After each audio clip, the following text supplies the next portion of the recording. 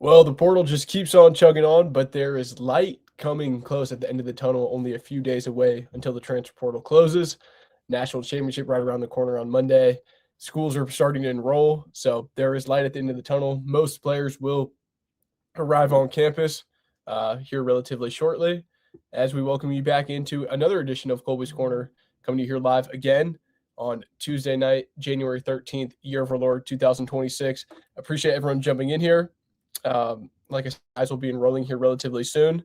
We'll talk some portal entries tonight, some more staff notes, really heavily lean into some Q&A. If there's any questions, some larger roster outlook. Volatile as most things are, we were supposed to have the Louisiana transfer running back, Bill Davis, join the program tonight. We're going to have to hit a little, put a pin in that until a later date. So we'll get with Bill here relatively soon. So make sure you're subscribed to the channel, following along. Because as things are, scheduling's tough, but we'll make sure to get that interview here on the channel. Also, earlier today, dropped an interview with Penn State transfer wide receiver Jeff Exnor Jr. I can only imagine the quarterback questions and such that will follow tonight. Had some good nuggets in there about potentially who will be delivering the football to him over the course of his career at Virginia Tech. So would definitely recommend checking that out on the YouTube channel or over on the X at Kolby_Crawford. The sports meant a ton. Also, all the feedback, trying to produce the best product. So scrapping together a show here as we wrap down, and looks like we'll have some more interviews coming this week here, even live as we're getting some text messages. So looking forward to that. But moving right along, let's get right into it. Portal entries of the day. Devin Alves, former safety turned wide receiver for Virginia Tech, has decided to enter the transfer portal.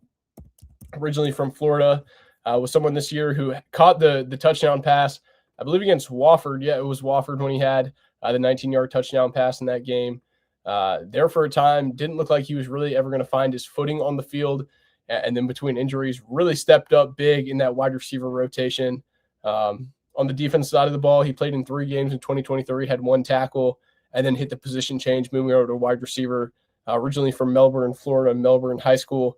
So there were a lot of questions earlier there about how many more portal entries could you continue to see. I still expect some guys to continue to hit the portal as these numbers wrap up. They're obviously over the limit, and there's some walk-on guys that they're going to have to make some decisions about. But don't expect that roster turnover to be done quite yet. On the staffing notes, sort of a little bit out of order here with Bill not being able to make it. But staffing notes, a couple names on last night's show mentioned Tyrell Smith, the former Virginia Tech offensive lineman, I guess 7-year offensive lineman, 3-time captain. Sounds like he will be joining the staff. Dropped that last night. Along with him, excuse me, still fighting off this cough. Along with him, Ryan Alexander was an offensive analyst, I believe, at LSU, had a relationship with Matt Moore, played at South Alabama. Sounds like he will be joining Virginia Tech and has been hired. Not exactly sure the role yet, but he has officially been hired in the system. In an offensive line component there with Matt Moore. So that's a name to watch, as well as Justin Harper, the tight ends coach at JMU. The wide receivers coach at JMU, was a tight ends coach at Old Dominion, had an NFL career with the Ravens there for a little bit, got into coaching. So he will also be joining on the staff. Make sure to subscribe to the channel. Dump a ton of questions in the live chat. We'll make this a pretty heavy mailbag episode. Went for close to 80 minutes last night. Don't foresee the show going that long, as there's been a little bit of a lack of news as the portal has sort of slowed down here a little bit. But I mean, the cycle continues to ramp on. Coming out of the coaching convention, there's still a lot left out there on the table for Virginia Tech, not only as they round out the roster, but also try and round out the staff with the safeties coach. I guess going into the safeties coach a little bit, just a little out of order, just on some of the stuff we're hearing, have been keeping the ear to the ground around the and such, and it's been very quiet around Virginia Tech and the safeties coach position. I've talked to a ton of people. Now, does that mean NFL? I'm not sure. There's only, I guess, 8 teams left playing in the NFL, 2 teams left playing in college. Just there's not a lot there. I mean, there's some guys with Virginia Tech connections, but really not being able to see through the trees on a lot of this news with the safeties coach. I mean, there were names in the past, Poindexter deciding to go to Tennessee, Lamar Morgan with that falling through, and this is one going down. Now, I just saw someone with a comment about Mike Tomlin pretty crazy. 757 era Newport News. William Mary graduate Mike Tomlin steps down with the Steelers after, I believe, 18 or 19 seasons. I know Anthony Midget, assistant secondary coach, coming on to be the cornerbacks coach. Do not expect Mike Tomlin to be joining the staff, but still, pretty massive movement in the NFL. Could move some pretty big dominoes. I know Marcus Freeman was linked to some NFL jobs. Does not sound like he will be leaving Notre Dame this cycle, but the safety coach is definitely still a massive point of emphasis as they're looking to fill that out.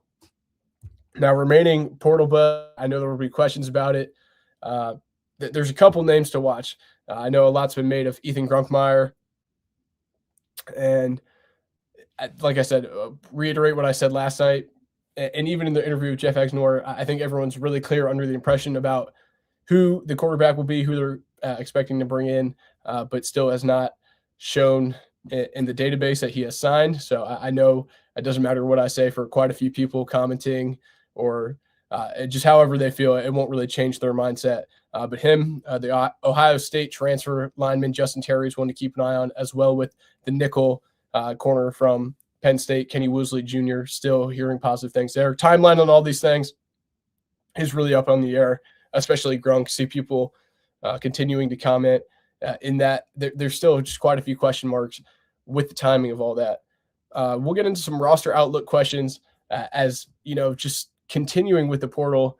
Where could Virginia Tech continue to look? I believe on the trenches, when you look at what's been hyper successful this year in college football, what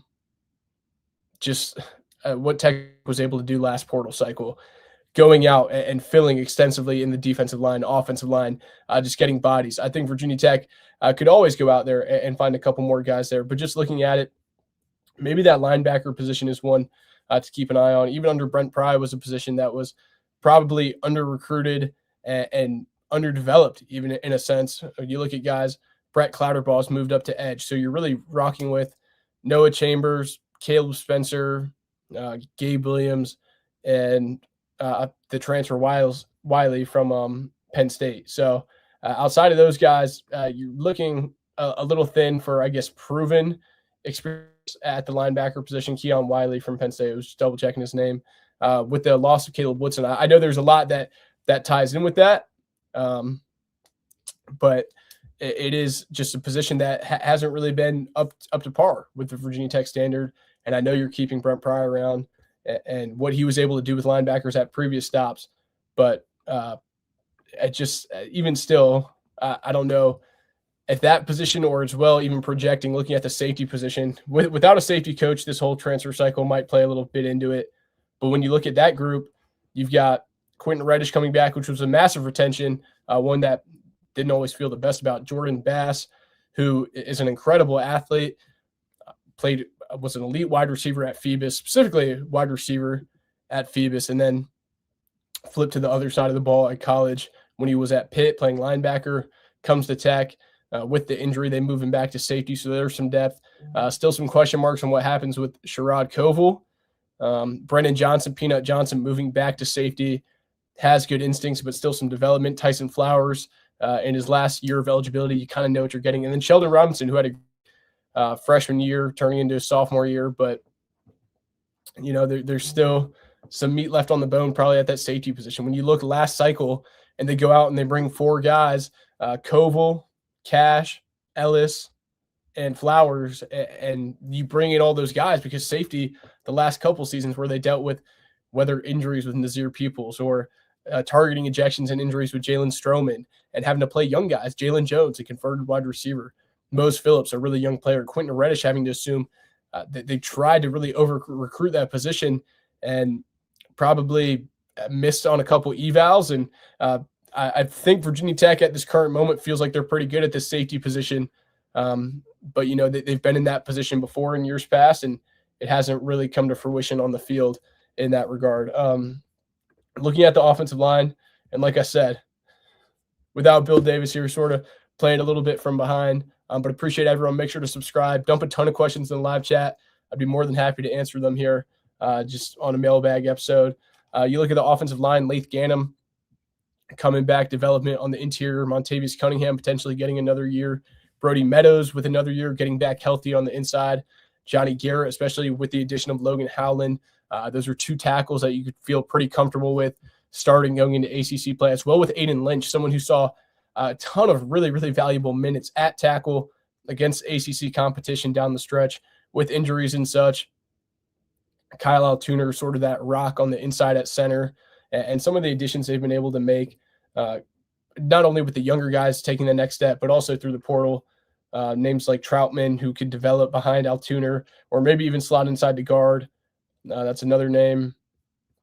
Also at the offensive line position, they brought in Justin Bell. It's going to be really interesting to see as they get into winter workouts and spring ball, what cream kind of rises to the top in that room. Because it certainly will be interesting. Altuner certainly has an inside track there at center. I probably see Howland and Garrett likely locking down some of those tackle positions, but Aiden Lynch could definitely throw his hat in the ring. Had a really nice camp last year, someone that could compete and make his way in. Like I said, there's nothing. We're talking in January 13th, just spitballing, so make sure to drop any questions, but everything is going to be up for competition. Those interior spots, Laith Gannum, does Montavious Cunningham come back and take the next step if he's able to get his medical redshirt approved? Brody Meadows also coming back. So they've greatly increased the talent on the 2 deep, even stemming back to the 3 deep. When you talk about the high school enrollees, they've also brought in a ton of guys with 3 and 4 years of eligibility. So with that, there's going to be some sifting out process, and that's why you have to recruit the offensive line position like that. When they had Ron Crook in there for a couple cycles and they brought in 5 guys over 2 cycles, it's just not sustainable in this day and age of college football. There's only projecting the offensive line is so tough. There's only but so many 6'3", 310 guys walking around. You have to take flyers on quite a few of them because for whatever reason, circumstance, development, just only half are going to play out. So you want to have more guys like that and then be able to sift in and out your next picks. Like you said, between the Ron Crook recruits like Carter Stallard has already portaled out different guys like that. Now they've brought in quite a wealth through high school and also the portal. And they might not be done yet at that position, but just definitely something to keep an eye on. For the defensive line, I think they've brought in some pretty instant impact guys along the edge position is what I was saying. You talk about Javian Hilson. Someone asked me on the message board over on vtscoop.com, running the 50% off promo over on vtscoop.com. Make sure to go check that out. It's been so hectic just trying to work the phones and still catch up over the last week. Javian Hilson, the Missouri, has 4 years of eligibility, as well with Cam Morgan coming from Baylor, 2 guys with multiple years of eligibility remaining, but could slot in as starters for Virginia Tech. Now, there's a lot to play out through spring ball and into fall camp, but guys who were highly rated coming out of high school, for whatever reason, just got caught up on really talented defenses. Talk about playing for Dave Aranda, I guess under Eli Hilson at least.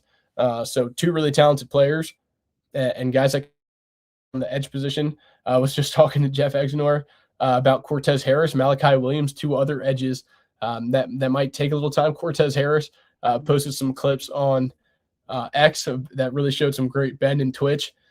So I think they've highly, bumped that room up. When you lose a guy like Antoine Powell-Ryland that brought 15 sacks worth of production and they backfilled through last portal, and you look at some of those evals, Ben Bell, a little undersized Arius Nash, some of those undersized James Jonkum and all that went on off the field, Keyshawn Burgos and all that happened. Those numbers at the edge position really dwindled. I think Kamari Copeland was up there on the team in sacks, and that's coming from the interior. So retaining Kamari Copeland along the interior is really big. I think they've supplanted him with some pretty good players through the portal. And then you're banking on some of those young guys, Emmett Laws, Gerard Johnson. Did he take the next step? Who else at the defensive line position? What happens with Jason Abbey coming off the edge? Some of those other younger defensive linemen. Christian Evans, I know they're late in the season, shifted over to scout team offensive line, but that's someone that was really high on. Obviously, he came down the stretch to Oklahoma. I think Brent Venables has a pretty good eye for defensive linemen. Same with Tyron Richardson, another Virginia defensive lineman that Brent Venables really wanted, and they were able to flip. That's up in the air on if Tyron is early enrolling. I think if he's able to get to campus in January, that would greatly change the perception on where he plays or how he plays early there. But just some early projection notes. At linebacker, it still looks kind of thin. At receiver, I think they've done a nice job of backfilling and also banking on the guys they've got. Aiden Green, keeping him around. Brody Adams and Chance Wiggins are two guys that you've sort of been keeping warm and just waiting for them to get healthy to roll out there. And then also going through the portal and getting Quishon Brown, someone who's done it at the ACC level, as well as Marlon Jackson from Louisiana Tech. That's one where how does he factor in once a lot of the guys get going? But it's certainly one to watch. So jump into some questions there. I know I was expecting Bill Davis to join, but appreciate everyone jumping in. We're going to have a ton of more interviews on the channel. Dump a ton of questions in the live chat.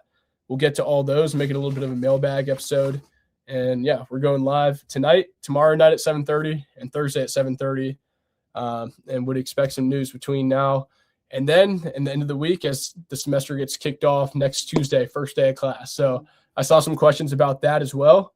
And wow, back-to-back nights here on Kolby's Corner that the University of Virginia in Charlottesville has landed a transfer commitment quarterback as well. Last night they landed Bo Pribula from Missouri. Tonight, Virginia lands a commitment from Pitt transfer quarterback Eli Holstein. Holstein lost the job to Mason Mitchell, I believe, halfway through the year. Was a former Alabama quarterback, started off the year, had a really nice year last year at Pitt. Yeah, so Virginia has a quarterback competition brewing there in Charlottesville. So, yeah, that's a big one, big get. So, yeah, make sure to subscribe to the show, like the video, and we'll get into a mailbag question as we all try and sift this fun portal cycle. College football is crazy right now. In the news today, just spitballing, as you saw, for a long time, they were looking at the 5-for-5 rule. And I had heard some of this was going to come and bubble up at the coaches' meetings at AFCA. Had heard that this was really heavily on the docket and wanting the 5 years to play 5 no matter what. Had heard a lot of talk about this. And today, I think the coaches ruled unanimously to have it so that the redshirt rule, where it was 4 games plus a bowl game to retain a redshirt up to 9 games. Now, some people are looking at that kind of confused, like, why not just make it 5-for-5? I think a lot of that might have to do with legal implications of players saying, okay, why was this not around? Why did I not have my 5 years? Now, how will they instill that with like back pay, or, you know, if a player didn't play 8 games 1 year and that cost them a redshirt, but they're still playing? I'm not sure, but it's been something that's been on the table for a while. And yeah, we'll see how it all shakes out. But that's something that's been pressed upon by coaches that I've talked to, certainly, along with some of the calendar notes. I was very surprised to see the college football calendar wasn't called more into play. As well with that, I wish I would have hit up Doug Bowman as well tonight to have him come on the show, because Virginia Tech president Tim Sands, also a pickup buddy of mine,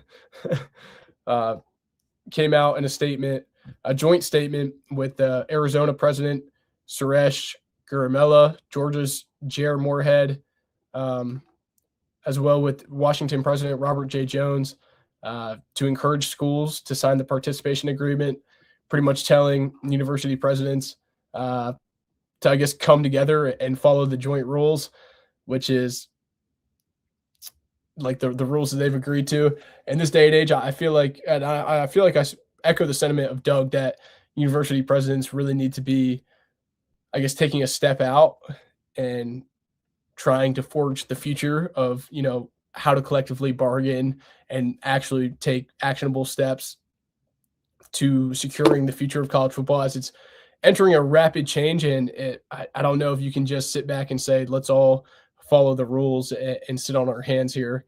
Doesn't seem exactly like the time to do that.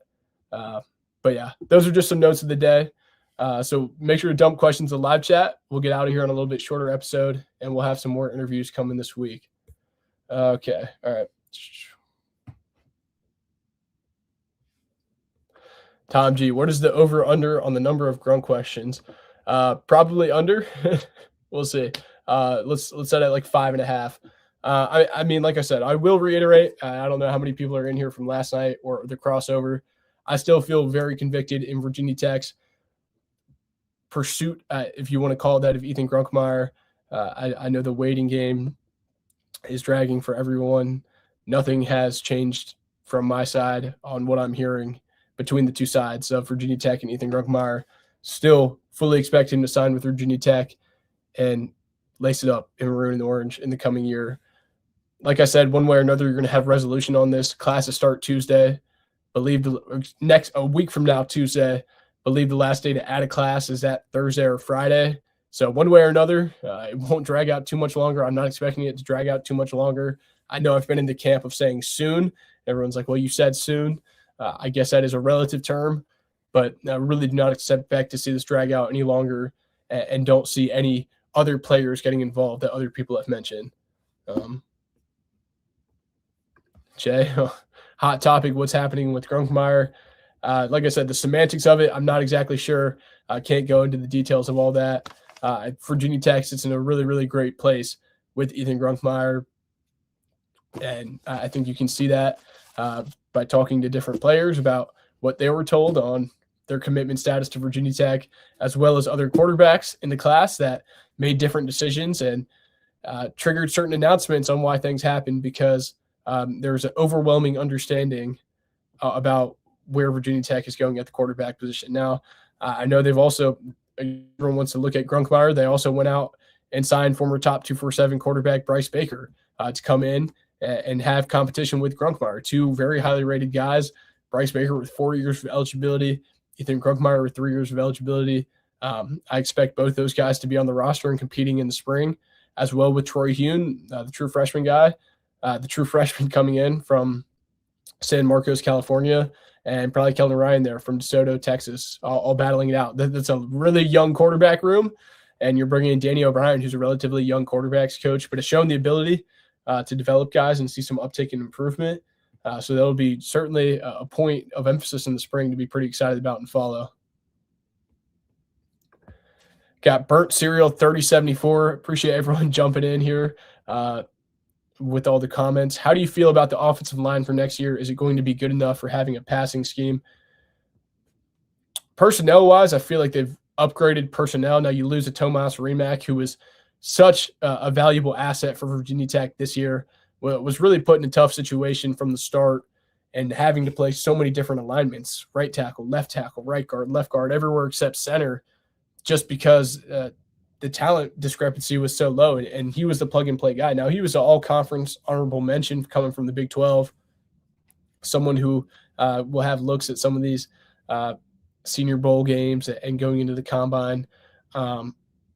I think it will be improved. They've improved the talent level for sure, at least from the high school ranks and building out depth. I think Howland's a really nice pickup, just getting him healthy, because you could see him slotting as a left tackle. Like I said, he was really effective at Oklahoma before his injury. It's just getting these guys back healthy, getting Brody Meadows back healthy. Does Justin Bell take a step?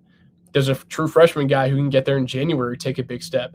How does Gavin Crawford improve along the inside? Does Lath Ganem, former #1 player in West Virginia, does he take a step on the inside and really assert himself at left guard or right guard? Kyle Altuner, massive point of emphasis for retention. Top 247 guy, showed a ton of flashes as a redshirt freshman. Probably had a few too many penalties. I think he'd tell you that himself. Does he really take that next step in development? We talked about the show, bringing in Ryan Alexander, another coach. Jens Danielson, sounds like he's still on. Matt Moore. How are you able to develop and squeeze the most out of these guys? I think the room overall, and especially projecting years forward, is in the best place it's been in probably 5 years since the 2020-2021 season for Virginia Tech. So they've definitely laid a much better foundation. But for 2026, I'm not still definitely some question marks along the offensive line. Now, they might not be done there yet in the portal. Actually, I would probably say they're not done there yet in the portal.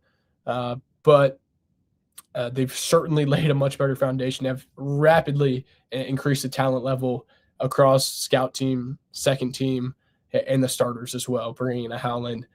And you would hope, like I said, development isn't always linear, and it's always how you project teams year over year. You expect to continue to see an upward trajectory. Now, you would see development from Garrett and other guys as well.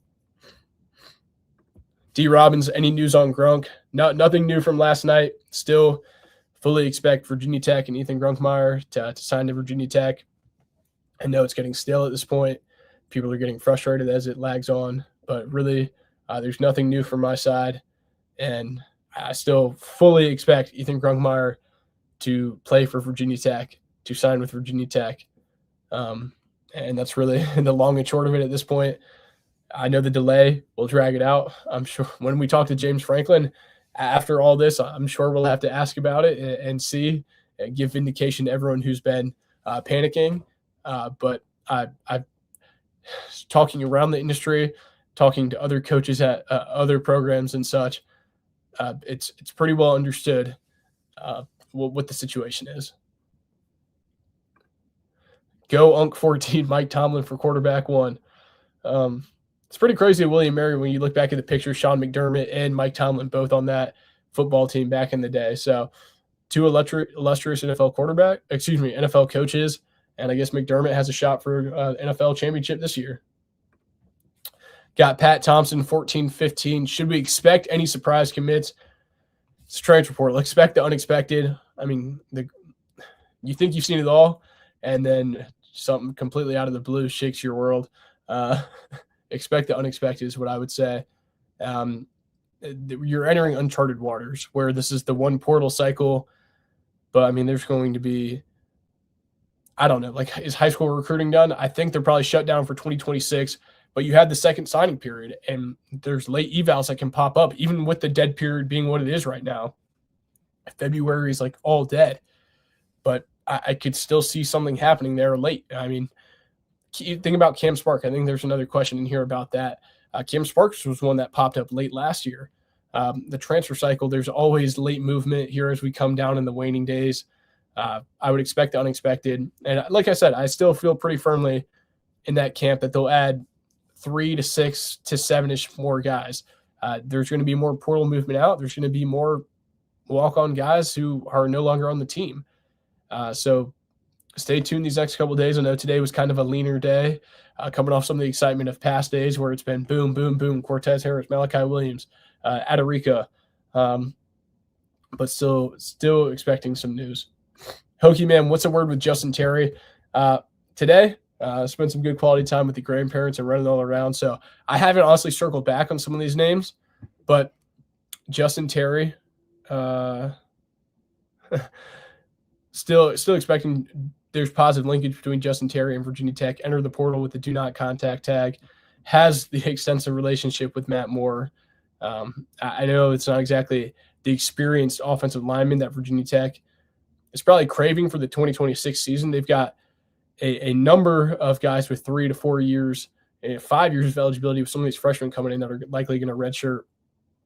Really rebuilt that room. And honestly, across position groups, there's a ton of eligibility left. Not a very senior-laden team, but would still like Virginia Tech's chances with Justin Terry. Just going to have to circle back and check on that. But appreciate the comment. Patrick Thompson brings up a good point. A.J. Brand, potential position change. Any news? Yeah, I mean, I'm going to be pretty candid here. A.J. Brand, I think an incredible player down there at Irmo High School, an elite program. Was a great high school quarterback. Was gracious enough to do an interview the day he committed. It was in July, a couple years ago at Bull and Bones in Blacksburg. I think an incredible player, incredible person. But it's been talked about pretty openly for a long time. When he was recruited out of high school, his final 2 were Virginia Tech and South Carolina. And up until signing day, like, this is a little inside baseball, I guess, just going back, South Carolina wasn't going to take his commitment as a quarterback. They liked him as a DB. They liked him as a safety position. And South Carolina wasn't going to take him there up until signing day, when South Carolina pushed really hard and said they would take him as a quarterback in the days leading up to signing day. Shane Beamer, they pushed extremely hard for A.J. Brand. That was a massive recruiting win for Pry, Bowen, Alex Jones at the time, all those guys doing a great job with A.J. Brand to keep him in the fold. But it was really between South Carolina and Tech for a while, and Virginia Tech emerged because they were going to take him as a quarterback. So South Carolina liked him as a safety, and I could see potentially that. And then also, as soon as last year, had heard some murmurs and even rumors of him potentially moving to the running back position. So just even looking at the semi-roster in front of me right now, you've got Mason, Overton, Hawkins, you bring in Bill Davis, and I think pretty quickly, if you bring in A.J. Brand, could slide into that. They currently have him his frame is a little bit more ready, I think, than Keldon Ryan. That's what I said even last year. That was what was even pushing him forward a little bit. He's 6'2", 210, probably even closer to 215. You get that to 220. I mean, he's a dynamic runner. Go cut on the high school tape. So that's one I could definitely see. You heard murmurs of that going into last year. So I could see that giving a position change before the winter/spring. Well, just talking about putting on weight, Patrick Thompson, rumors swirling of Kolby putting on 50 pounds of muscle and stepping in to add depth at linebacker. Going to have to be more than 50 pounds if that's the case, or we're going to be doing some injury updates on why there's no kolbyscorner. Johnny Boy 480. Yeah, that's a good pickup. The latest Hokies roster lists Clatterbaugh back at linebacker. That'd be interesting. I know in Safekis' scheme, Clatterbaugh probably came down to play edge at his weight, and he was always going to be someone who might struggle to keep the weight off. Wrestler guy. I mean, knew how to cut weight. And Brent Pry's defense, though, it's pretty standard to have 4-man front. And Clatterbaugh, if I don't know what his listed weight is, it obviously fluctuated, but with someone who played linebacker there at Culpeper and has familiarity there, and a group that's a little thin, if they move him back to linebacker, I think that could address a hole. Now, obviously, very highly touted linebacker coming out of high school, but the position changes and cross training has shown to, at least as of late, I know there were signs of positives at Penn State under it, but at Virginia Tech, the cross training of certain guys maybe hamper their development a little bit. So it'll be interesting to see, and definitely something to follow up on. Good catch if they do decide to move Clatterbaugh back to linebacker. Patrick Thompson, if you were to outline starting wide receivers in depth today, what does it look like? Obviously, very early. This is a great question, and this is honestly kind of what I wanted this Mailbag roster outlook show today. A little bit slower, but that's a great question. Starting wide receivers, first off, Aiden Green, going to be in that starting group. Keyshawn Brown, I think, is also going to be in that starting group. So I think those two guys, Aiden Green, he's going to be the leader of that room without a doubt. Brown coming in with a ton of experience as well. For that next guy, I'm honestly gonna bet on Keelan Adams. I've been super high on him, but I think if he can get through winter, spring, and fall healthy, I mean, this is arguably one of the most talented players in that room, as well with Aiden Green, like two really highly touted guys, but super high on him. So I think I'd probably roll with that top three. What are the other receivers they brought in? I know they brought in Jeff Exenor. I think Marlon Jackson was the other one, and they still have Spencer on the hook. So just double checking personnel before I go off. The next group behind those three. So I think I'd take Brown, Adams, Green as the top three, with Brown in the slot. Just making sure starting wide receiver in depth today. The next guys behind them, I could see it'd be very interesting, but I think Snook Peterkin, if he continues to take a step, I could see him stepping into a bigger role. Isaiah Spencer, if he takes a next step, could see him stepping into a bigger role, as well as Chance Wiggins and or Jackson from Louisiana Tech, working on the outside there, one of those guys. So I think that would probably be, as of right now, just spitballing the top six to definitely keep an eye on. Yeah. So I think that gives you a pretty good picture, but definitely Aiden Green. And like, I know it's become a running joke, especially on the message board, maybe not so much in the YouTube and X comments, but talking to different personnel guys who I'm not going to name here, but even around different G6 programs and even into Power 2 programs now talking about it, highlighting Keelan Adams' potential and excuse me, his ability and how high they are in him. I know you haven't put it all together and it's been a couple of years. And that's where the frustration a lot of transfer portal rankings is, where really not much has changed. You just haven't seen the production on the field yet for whatever circumstance.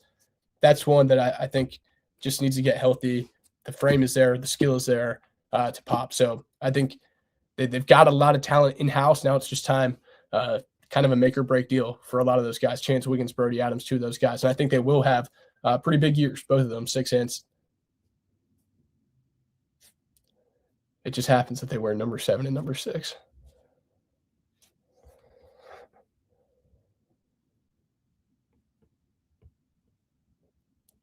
Adam VT25, what's the feeling on Isaiah Spencer staying or leaving, you think? As of this moment, it sounds like Isaiah Spencer is going to be sticking on in Blacksburg. That's the latest that I've heard. To be honest with you, I have not circled back on that segment of retention. But as of this moment, the last thing I heard was positive there in keeping him in the wide receiver room. Chris Grella, prediction, what 3 players will represent Virginia Tech at ACC Media Days? Great question, but answered this on the show last night. Let me double check that I had it. Ethan Grunkemeyer, Aiden Green, and Kamari Copeland. And I think I'm going to stick with those 3. I think those were the 3 I said last night. I'm going to stick with those. And we'll double check this back in July because I feel pretty good about that at this moment. So we'll clip the one from last night if it happens. Soil 33, with all the tackles coming in, do you see any of these guys moving to guard? 100%. Definitely see quite a few position changes coming for some of these guys. Troutman could move from guard to center. Bell, like some of these other guys, it's just going to be a lot of shifting. They brought in a ton of tackles. Some of these guys are certainly going to have to move into guard. Tackle, like you can have the frame, but you might not have the foot speed. And there's just a part of that. Like pretty much most of these guys, unless you're playing at a really big prep school, you're going to be the biggest guy, probably the strongest guy. So you might be placed at that left tackle position. And once you get to a higher levels, let alone P4 football, that's where you can really see where you slot or project best. So definitely some guys will move in to fit those numbers out. VT Fish 21, appreciate everyone jumping in here, all the comments. Always a great time on here. Make sure to subscribe and like the video. We'll be back tomorrow at 7:30 and Thursday at 7:30, expecting some news between now and then. Also should have a couple guys hopefully live tomorrow night and Thursday, and then we'll have some more interviews as well. But like I said, it's volatile. It's the transfer portal, so you're getting me tonight. Are you surprised Virginia Tech hasn't gone after more starting offensive linemen? Doesn't seem like Virginia Tech spending the money on staff or players that was talked about when Franklin was hired.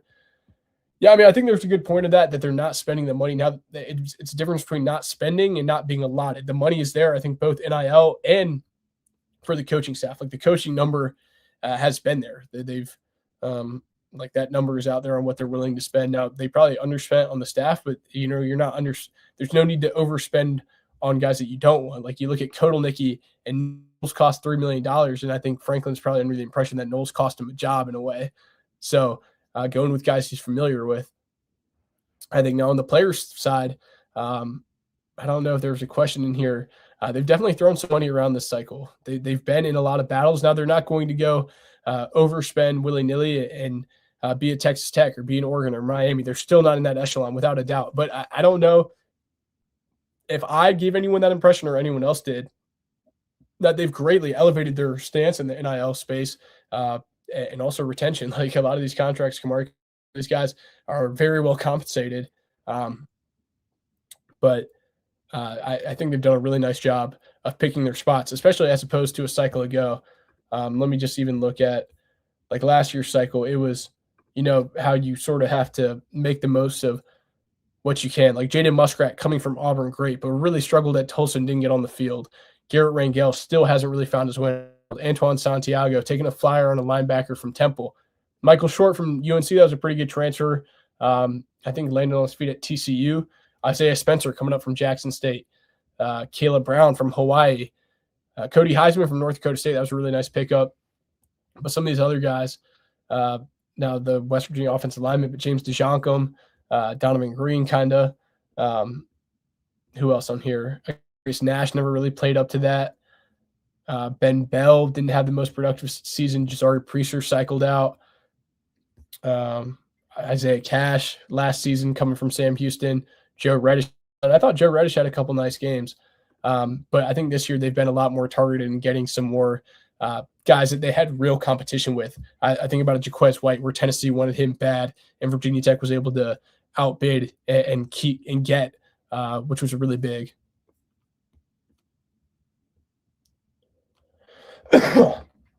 Adam VT25, Antoine Santiago, Cam Sparks staying.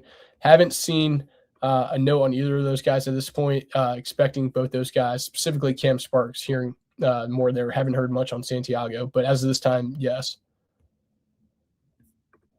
Clayton Gilmore, and like I said, not to put people's business out there, not going to traffic in that. It's not productive for really any party involved, especially as these numbers aren't going to be public.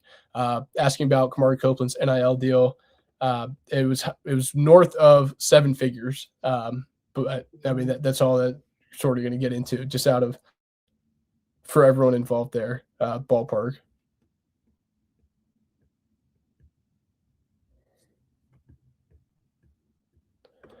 Josh Salmon, 1867. Do you think Bryce Baker, the North Carolina quarterback transfer, is making Grunk skeptical? Part of the reason for Ethan Grunkmeyer's delayed announcement, and this is probably the only knowledge I have of this, a part of why it's been delayed, was to ensure the quarterback position behind him, making sure they got another quarterback in the class to pair with him. So I don't think his delay, which was key in part to getting Bryce Baker in the class, is making him skeptical. I think from the start, all parties involved understood what was going on. The spring, there's going to be a competition period between Grunkmeyer and Baker, but I think it was very well understood, at least on that regard. I don't know why it's dragged out this long, but I think it was pretty clear to everyone on, hey, let's make sure we get another quarterback in this class here too, as well. So that's what I'll say on that.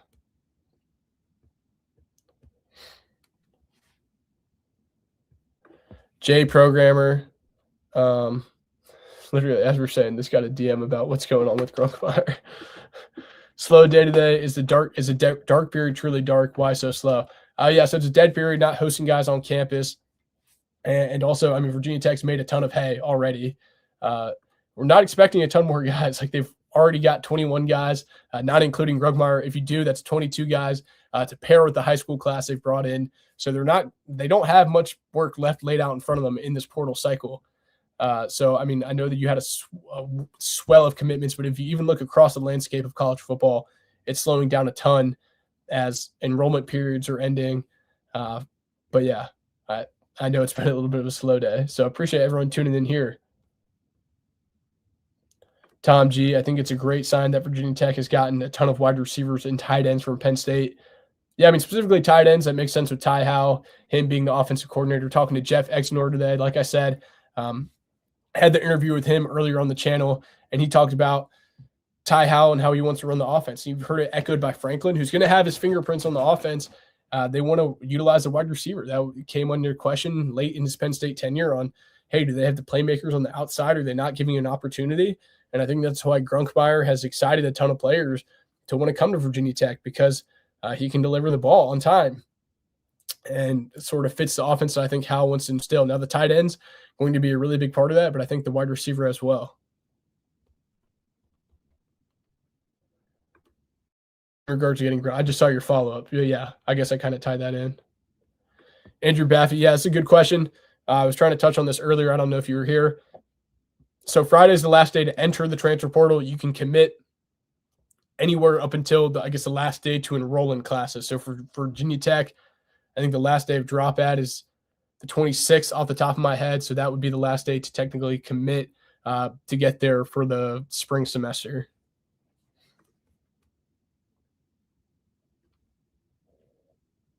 This is a good question. Dylan, where do you put Tech's overall rating on NCAA 26?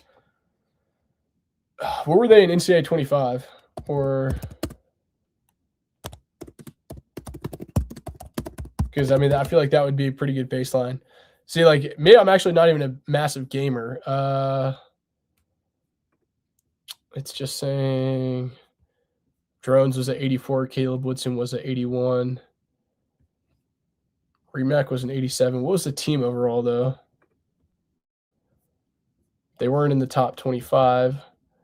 I mean, I don't know, like an 88, something like that. I feel like that falls in the 88 category. I think they've raised the talent level, and I think they could shift that as the season goes on. It'll be interesting to see how the ACC schedule shapes up. So you start with VMI at home, and then you get Old Dominion at home, and then on the road, and then those next 9 games are conference games. So you get a FCS opponent, a G6 opponent that's giving you trouble, especially at home, even as quickly as last year, and then a Big Ten opponent that James Franklin Danny O'Brien have history with on the road, and then you're straight into conference play. And depending on how that shapes up, you have 5 road games, depending on college football is so broken where your 2 buys are, or they might be even going back to single buy fits between your out west trip. There's just so many different factors playing in the Atlantic Coast Conference where you have to make a trip out to Cal Berkeley. Well, a little bit of a tangent there, but it's a crazy sport. Andrew, is Wosley still available? The Penn State nickel? Yes, and that's one where it feels like it's cool a little bit just because I guess I've taken my backed up a little bit from the edge, looking over the ledge of the transfer portal. But in talking to different agents and such, it still sounds like that's one that Virginia Tech is leaning that way. Now, at this point, when it gets, are they going to have a number for him? I think so, because, especially in the secondary, I think they're still lacking a little bit. Now, at cornerback specifically, I think they're pretty good, maybe just at safety, but I don't know if they're at liberty to turn away any of those secondary guys. Dylan, I just saw that, but that would have been helpful. So 88, 89-ish. Yeah, I appreciate the reference. Dave, age 28-14. Don't sleep on Ben Azuka and the O-line playing as a true freshman. He's already big enough and has strong fundamentals. Yeah, that's someone coming in and playing at guard. I wouldn't be shocked at all. I believe he's early enrolling, which would certainly give him a leg up. Some of those guys, Tommy Wilder's not going to be able to get there early. Max Cochran isn't going to be able to get there early. So any of those guys that get there here in a couple days, I think they might have already moved into CID, or they're moving in here in the next couple of days. Gives them a big leg up, and something that people don't talk about with early enrolling. And I guess it's not even a storyline, but if you're tuned into Kolby's Corner here, 7 minutes in, those guys that early enroll, you have to live on campus at the Creative Innovation Design, the new dorm, football dorm called CID. I believe that's Creation, Innovation, and Design, I believe. So they live in there, and if you early enroll, you have to spend the spring semester there, and then once it hits summer, you can move off campus. Now, for the guys who come in over the summer, they have to spend summer, fall, and spring, that full calendar year in there. So it really is a massive advantage to early enroll, not only just for on the field, but also off the field. So that's a small nugget. Yeah, just a little piece of intel. That's a good question. Chris Henderson, what freshman offensive lineman has the best chance to see the field early?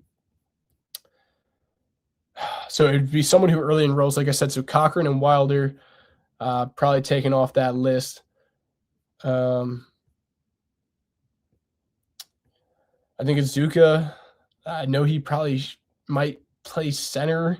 If he shifts to guard, I think he could have a good chance. I think Roseby's going to have to do some stuff to his body. Marlon Bright's going to have to do some stuff to his body. Yeah, I think honestly probably Azuka. I think he's probably the freshman to have the best chance, just looking at it. I got Steven Hutchinson in here talking about Jordan Seaton coming from Colorado. I don't foresee that being a realistic play for Virginia Tech as they move on through the portal. He's going to command, I would say, upwards of $3 million. Probably projects as a top 10 pick, not in next year's draft, but I would highly expect him to be at least $3 million wherever he ends up. I don't see Virginia Tech getting in the mix.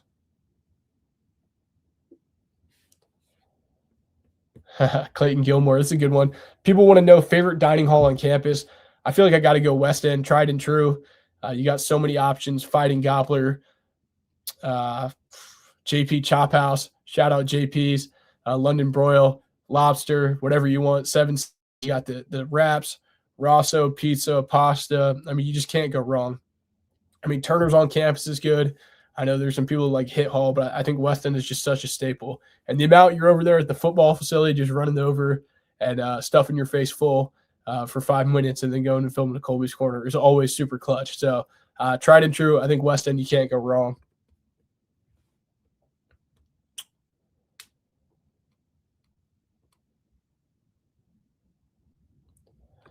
Clayton Gilmore, last couple of days have been slow. Do you see it picking up again, or are we pretty much done? I would, like I said, I would still expect probably 3 to 5, 3 to 6 more guys. Maybe they go closer to 7, but I don't see very many more. Secondary, I know the last one at quarterback there, maybe offensive line and defensive line.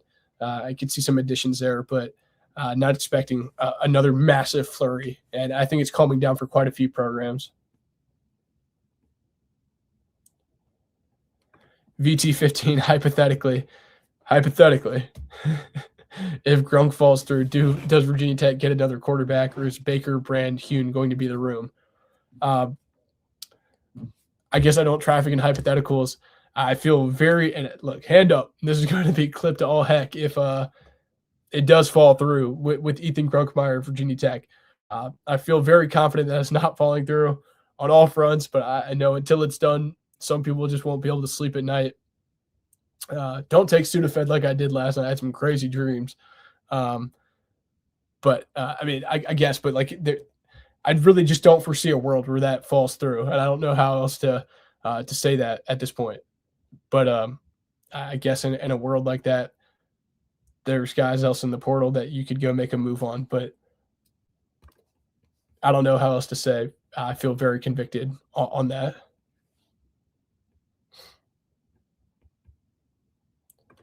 God, some crazy usernames.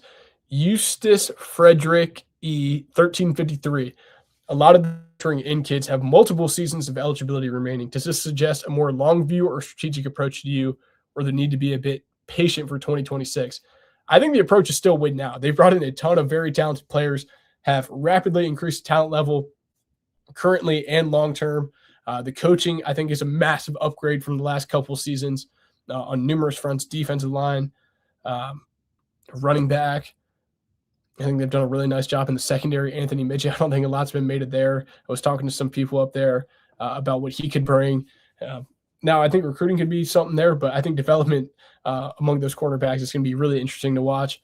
I mean, 26, the ACC, it's the Beast Coast Conference where who knows what's going to happen. Duke and Virginia played in the ACC championship this year, and Miami's in the national championship. Who really knows? Like, you just take it 1 week at a time, handle your business. I think they've positioned themselves really well at the top class of the league, but a lot's to be seen. Miami, I think, is going to be a very dominant power for years to come under Cristobal, the way they've got that thing rolling. And what does Clemson do? Does Clemson bounce back? SMU's obviously sitting on quite a bit of money. They got Jennings back. So, I mean, they've got a tougher schedule, but I know the line would probably be set at 7.5. I think if you're not in that upwards 8-9 win range, it's I know Franklin will certainly categorize it as a disappointment, but I mean, they're definitely setting this up to be a long-term deal to get this thing rolling past 26. Steamer 2499, thoughts on Bo Pribula versus Ethan Grunkmeyer next year in the Commonwealth Clash? Danny O'Brien, James Franklin, there's going to be a ton of storylines. I mean, it's college football. It's the greatest sport in the world. It's like modern day gladiators, and the storylines write themselves. I mean, as of this point, you just knock on wood that everyone gets through a full season healthy, just on all fronts. Like I said, UVA just signed Mason Heinschel. Or no, what was his name? I think Heinschel was the other kid. Eli Holstein, that's who it was. Freshman. I do it. The former Alabama quarterback, so they're going to have some options there. Could be an open competition, but there's a lot of relationships there.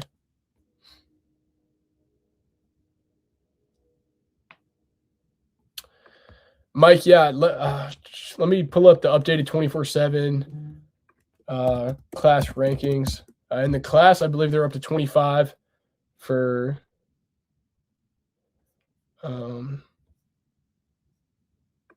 high school. So I believe they're 25 for high school, and portal rankings, team portal rankings, and not all their players are rated right now on 24/7. Let me double check.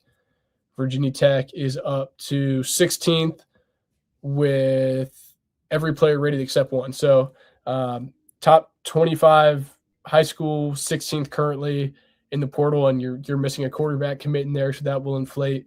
But yeah, done an incredible job. And I know people, I mean, there's still a ton of massive dominoes, especially the quarterback position. When you look at like a name like Ty Simpson, does he come back to school? It sounds like he's still pretty locked in with the NFL. Zachary Herman, when do you think Virginia Tech will really start to promote the spring game? Have to imagine it'll break the current attendance record. I would highly probably expect that. I'm not exactly sure. They'll probably start to roll that out here once they get into spring ball. But yeah, I know you pair it with the race and all that goes on with that, and especially bringing a guy like Franklin and reduce tickets, especially now how expensive tickets have gotten. I would expect quite a crowd. Might touch on this a little bit earlier, but don't want to fall back too much into it. I have heard AJ Brand, like I said, South Carolina was recruiting him out of high school at safety. I have even heard some murmurs of potentially going into the running back room for Virginia Tech. So something we'll watch here into as we head into spring ball. Godfrey, if a player doesn't sign now, could they still enroll in the fall? I think you could potentially see some workarounds with this as this portal window can and players. There's always sort of a workaround. So I think that's something to watch here. But we'll see how that plays out. I'm Scruzzy. Will Jeffrey Overton Jr. see the field more this year? Certainly. I mean, he only played in the last 4 games coming off of ACL. I think he could very much be a focal point of the offense. Dynamic player, going to have to transform his body a little bit this offseason. But yeah, Mike, go ahead and do the crystal ball on Gronk. I mean, at this point, I feel like it's kind of asinine to put the crystal ball in. I mean, I'm verbally telling you, if I were to put one in with a confidence level, it's a 10. The night after the Steelers game, when it went out, I guess it was last Sunday that he's expected to commit. I know things haven't happened, but nothing has changed behind the scenes on just not officially signing papers. Now, I know there's different ordeals where, like some other schools getting involved. That just doesn't seem to be the case here, based on what I'm hearing. Will Miles, JoJo Krim update. Yeah, this is one that's odd and has not officially cleared the portal process. Have been watching this one very closely. And if he were to do it, it probably would have already happened by now. So that's why it's a little confusing. Double checking that. This was a guy that when Franklin came in was highlighted as a massive point of emphasis to retain. And if it were to happen, I probably would have expected it by now as the days are ticking down. So one to watch. But yeah.